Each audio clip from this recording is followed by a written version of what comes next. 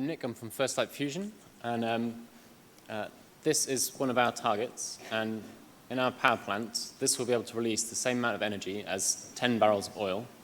That's how energy dense fusion is.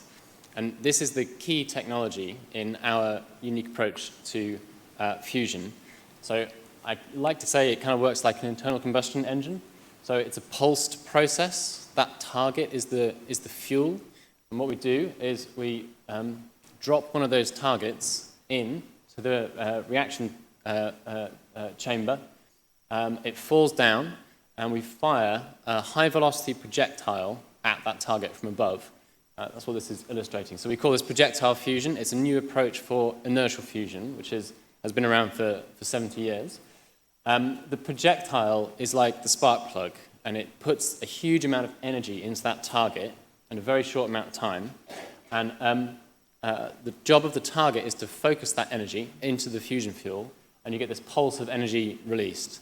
So that was my slightly rubbish PowerPoint animation. This is the shiny graphics. So that was the target falling down. The projectile comes flying past, and suspended in nothingness, the projectile hits the target, and you have that concentration of energy, and then a huge pulse of energy released by fusion, which is then captured by the surroundings of the in that chamber.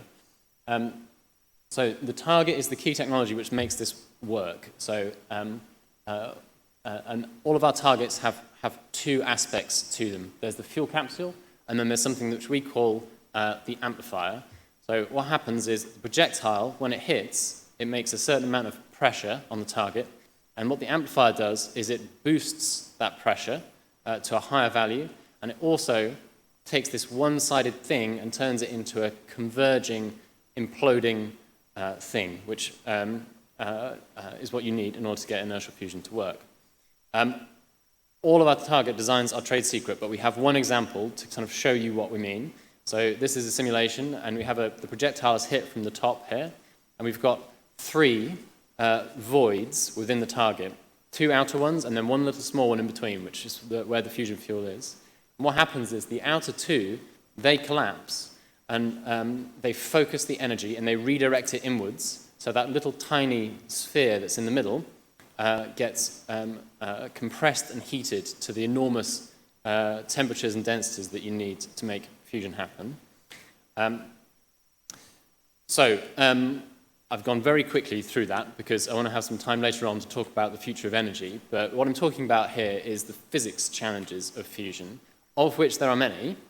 But a lot of people in fusion are thinking about just the physics challenges. And I'm a mechanical engineer by background, and I'm only motivated on this if it can be a real power generation technology. This has to be something we can build in the real world. And that means thinking about the engineering challenges as well as the physics challenges. And that's why we do this approach of projectile fusion. So the new bit is the target design. That's the piece of science which no one else has. And that's this new approach to inertial fusion. What it enables is a different approach to solving the engineering challenges. It allows us to use a liquid metal coolant inside our plant. So if I go back to my drawing here, the red stuff here is the liquid metal. So there's a pool of liquid metal in the bottom of the chamber. We pump it out into the top, and you have this sort of liquid metal shower, which basically puts shielding between the fusion event and the surrounding chamber. This is what allows us to sidestep a lot of the engineering challenges, known engineering challenges with fusion.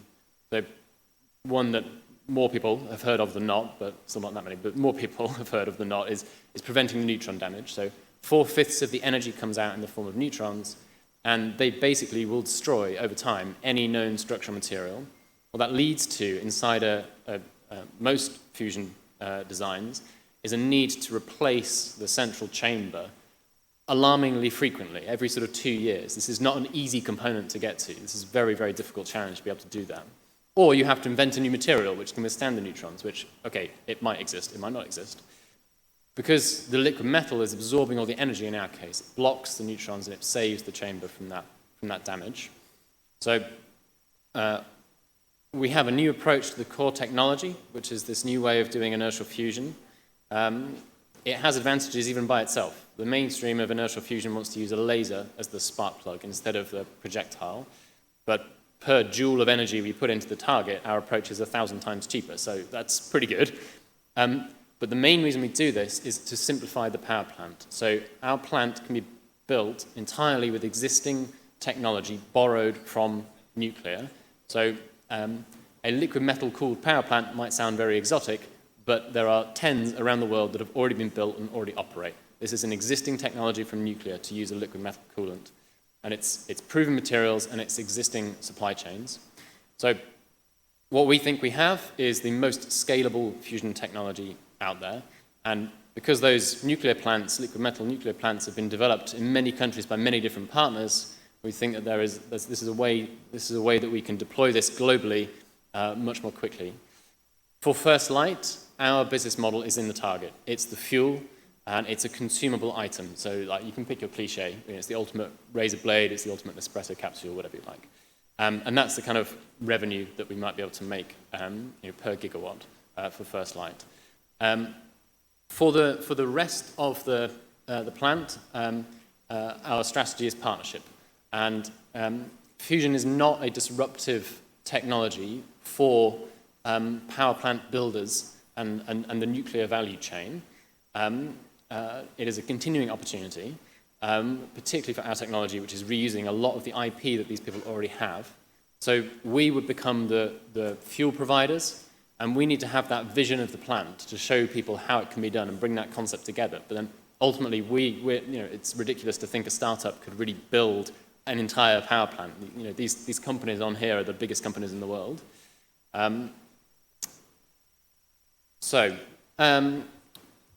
That's our technology, very quickly. Why do we need fusion? So there's kind of a few things I want to say on this slide. So first, there is a kind of view out there that solar and wind are enough, and that can produce enough energy and meet our electricity need.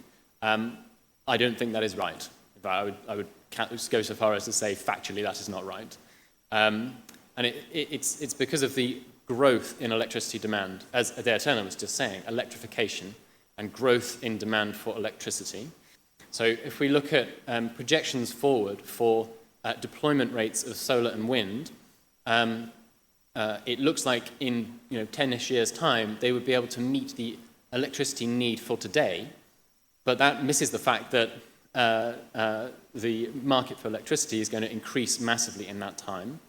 So there is a clean power gap, and it is about 50% of the total electricity generation.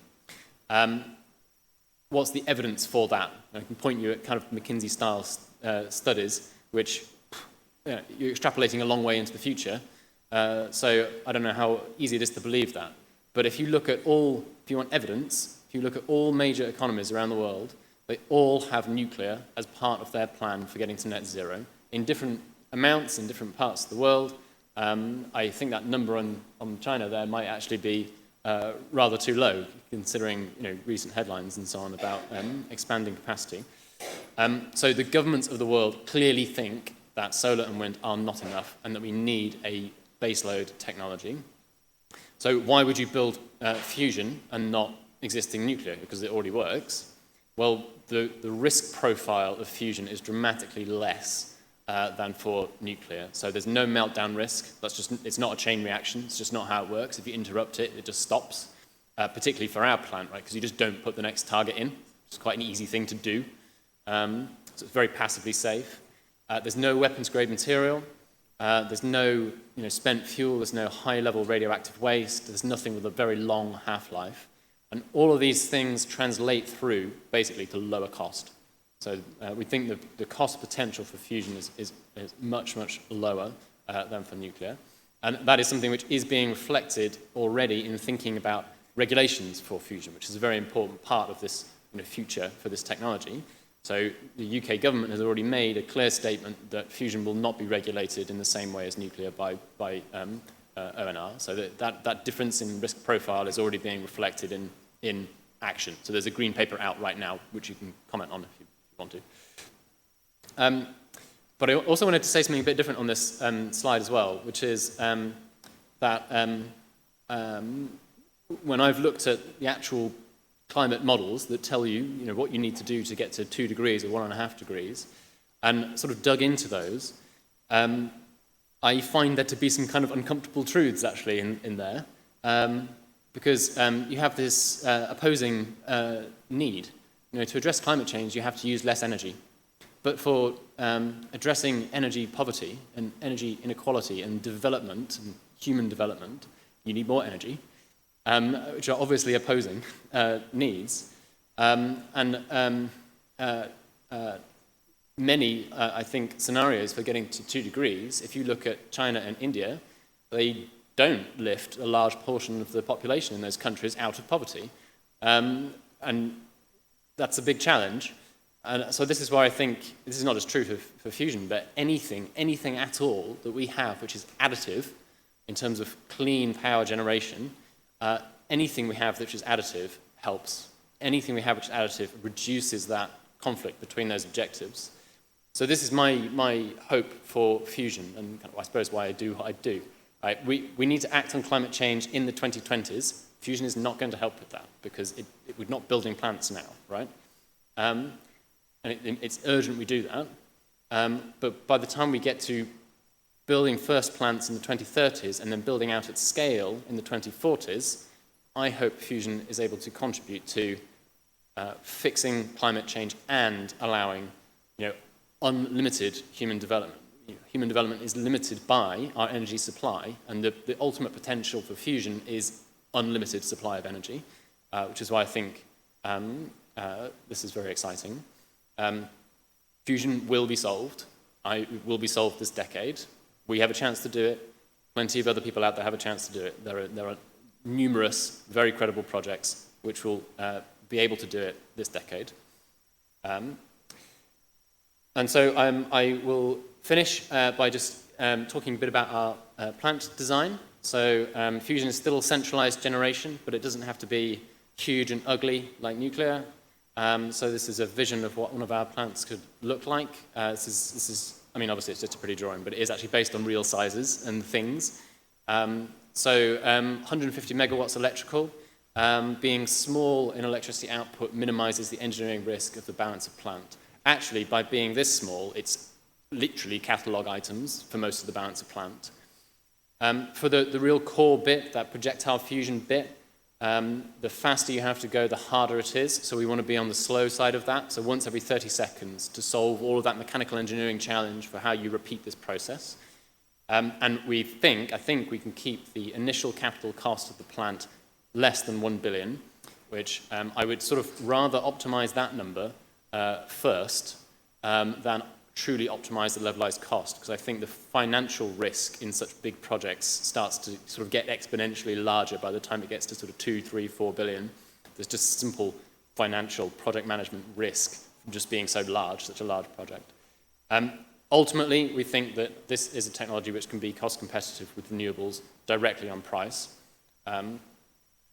So I'm apparently finished slightly early, but I'm not going to take up any more of your time.